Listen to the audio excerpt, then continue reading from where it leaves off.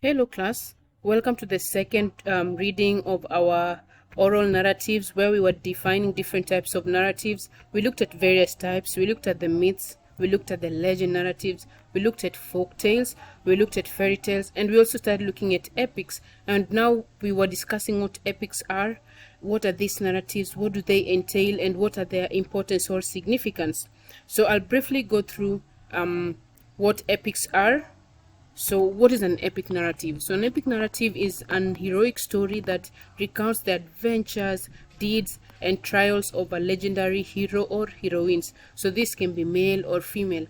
So, the base of this narrative is to give a mythological past, and it serves as a separate of or a celebrate cultural value. So they talk about historic events, they talk about heroic qualities or their protagonists. We looked at the features of this epic narratives. We talked about one of the features is heroic protagonist, vast scope. We looked at elevated language. We looked at, and then after focusing on the features, we looked at the importance of epic narratives. We talked about one importance is the culture identity. We talked about historical memory. We also looked at moral and ethical guidance. These are some of the importance of ethical narratives. Now I'm going to shift and we're going to focus on how to recognize an epic narrative. How can we know that this is an epic narrative, or how to know what you're reading is actually an epic narrative, right? So let's move. So heroic protagonist. So these are some of the ways to tell in which a narrative is epic or not. You will measure on its features too.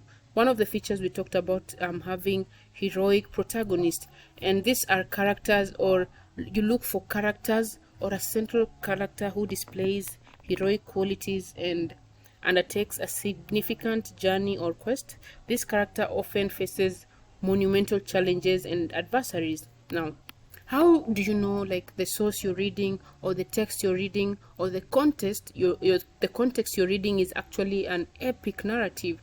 So you look for a central character, and this character is a hero or a heroine, and they display some heroic qualities, like they set for quests or journeys, and in these journeys they experience challenges, they meet like supernatural beings, such stuff. So these are ways we can tell or recognize an epic narrative.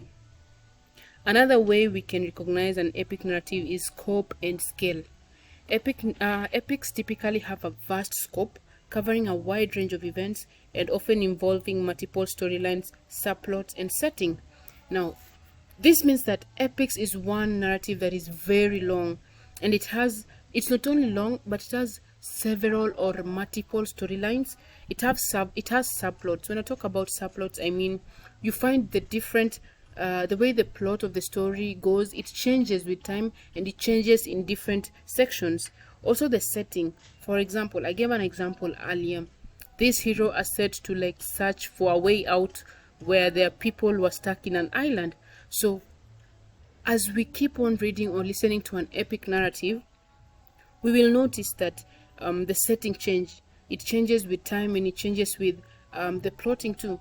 So one, maybe the hero will be dealing with the villagers, talking to the villagers, so they will be in the island, so the setting will be around the island. Second, we see this hero moving, trying to find a way out of the island, so maybe they'll be in a forest or next to the river.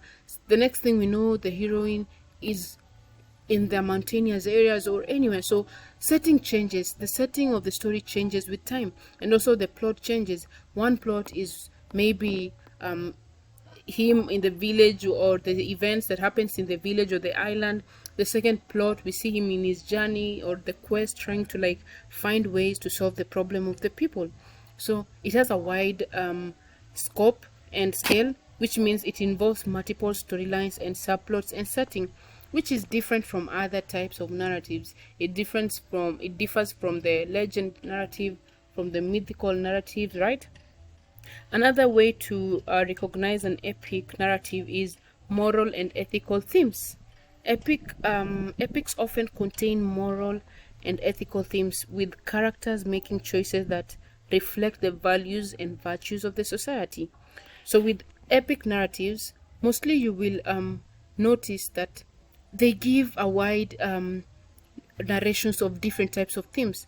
You notice that the themes like such as courage, themes such as intelligence, themes such as strength, different themes are portrayed when you are trying to understand what an epic narrative is. And this is where or how you can recognize an epic narrative. They have characters who make choices that reflect the values and the virtues of the society. Let's move on. Elevated language. What do I mean by elevated language? Pay attention to the style of the language used in the epic narration. So basically, how do we recognize something or a narrative is epic? We looked at. So basically, the next type of narrative we look at is the jokes and anecdotes. Jokes and anecdote. What are jokes? Try think of a joke. Try think of any joke. Tell it to your friend or say it to your friend, or search for types of jokes. So jokes and anecdotes are concise, humorous narratives or stories that are designed to entertain and amuse the audience. While they may not be as elaborate as other narrative forms, they play a crucial role in humor, communication, and social interaction. Now, as much as a joke or an anecdote is not like other narratives, which they are either long or talking about an event or a past historical occurrence, the main idea behind jokes, or why they're important or why they're crucial, is to humor or to send a communication. Sometimes people joke, but when you listen to their joke, they're actually trying to pass an idea or an important information in form of jokes. Now, this is another form of narrative, but is not as elaborate as other narratives, but they play a crucial role in humoring people, sending communications, or passing communication to different people, and social interaction. So with jokes, we are able to interact with each other. We are able to form or build in great interactions between each other, because jokes bring a sense of collaboration and a sense of understanding each other, and hence we are happy with each other. Now, so the main idea I'm talking about when I talk about jokes is that the main importance is to humor people for communication purposes too, and social interaction. We'll move and talk about features of jokes and anecdotes. The features of jokes and anecdote. What are some of the features? How can you tell that something is a joke? But sometimes it's very easy to tell whether or not something is a joke or not, because you just find yourself laughing, or it humors you. So you find yourself laughing at the joke or trying to understand what the joke is. You find yourself smiling. So these are some of the features of jokes and anecdotes. Humor. The primary feature is humor. Jokes and anecdotes are meant to be funny, whether through clever wordplay, irony, absurdity, or situational comedy. So the purpose of joke is to humor, and when I talk about humor, I'm basically talking about making people laugh, making people happy, and this is one feature or one main feature of jokes and anecdotes. Now let's focus and move on to brevity. What do I mean by brevity? These narratives are usually short and concise, designed to deliver a punchline or humorous twist very quickly.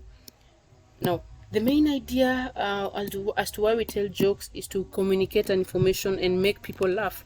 So they don't need to be that long or too long for someone to get tired reading, but they are straight to the point. When I talk about they are concise, or they are designed to deliver a punchline, it means that these jokes pay much attention to making people laugh, and so they are not supposed to be long or exaggerated in a way.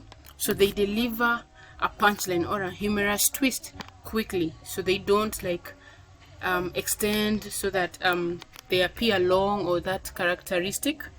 Next is narrative structure. Jokes and anecdotes often follow a simple narrative structure with an introduction, setup, and a punchline. The setup creates an expectation that the punchline subverts in humorous way. So the jokes have a structure, okay? So the structure here is simple because there's an introduction. You give an introduction to maybe a theme or what you want to focus on. And then there's a setup, and then there's a punchline. So jokes have a structure too.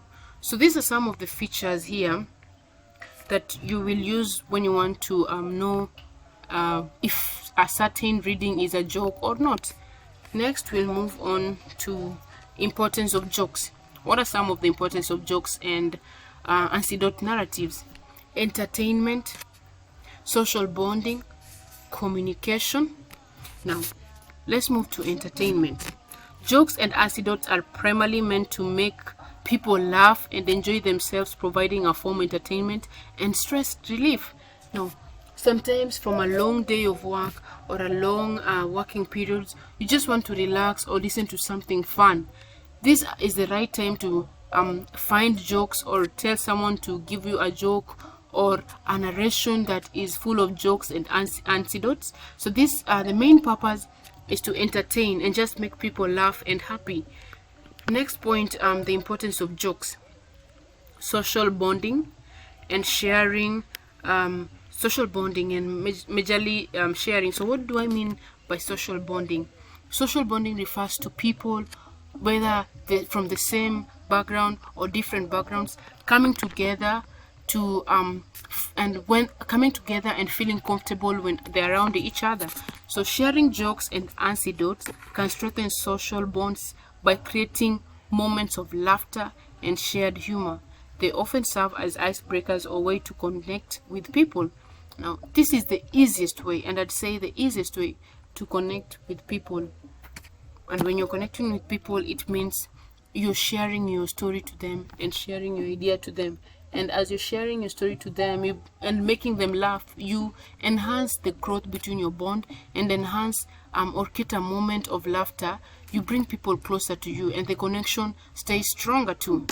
This is one important aspect that jokes bring in our lives. Communication. So we look at communication as another importance of jokes and anecdote narratives. Communication. Jokes and anecdotes are often used to convey ideas, commentary, or criticism in a light-hearted and acceptable manner. They can help communicate complex concepts in a simple, memorable way. Now, for example, someone has hurt your feeling. This is just an example. Someone has hurt your feeling, and you don't want to sound rude or sound harsh, and you want to correct them in some aspect or correct their behavior. You can bring it in form of a joke. You can bring it out in form of a joke, and this means creating a strong bond between you two and trying to pass information in a joking way. Now, most of the time, you'll realize that some people do this actually. They will communicate or pass their grievances or communicate their problems through jokes and anecdotes. So they convey these ideas in a way that is more of criticism, but in a light-hearted and acceptable manner. And through this, you're able to understand each other without quarreling, without fighting. So jokes are really important, and this is one important reason we should be having more jokes in mind, and also find ways to communicate in an anecdotic way or a joking way. But not necessarily everything you do you put it in a joking manner, but there are contexts or some places where this is really needed, mostly when you want to criticize something or like talk on a topic that is very sensible but in a light-hearted way. Now, this is jokes and anecdote narratives, and they're not commonly known as narratives. They're not that popular, but people should be able to understand them and study them. So class, as we come to the end of today's teaching, I hope that everything we've learned is very crucial and important to you, and you've also learned a new thing, and you can also put it into practice. Go start reading narratives. Go start listening to stories, legendary story, any stories you want. Listen to these stories, build up on them, understand them, and now as you continue reading onwards, you can easily know what you're reading. Know what source are you reading. Are you reading a legendary narrative? Are you reading a myth? Are you reading a fairy tale, or are you reading a joke? Thank you guys for your cooperation.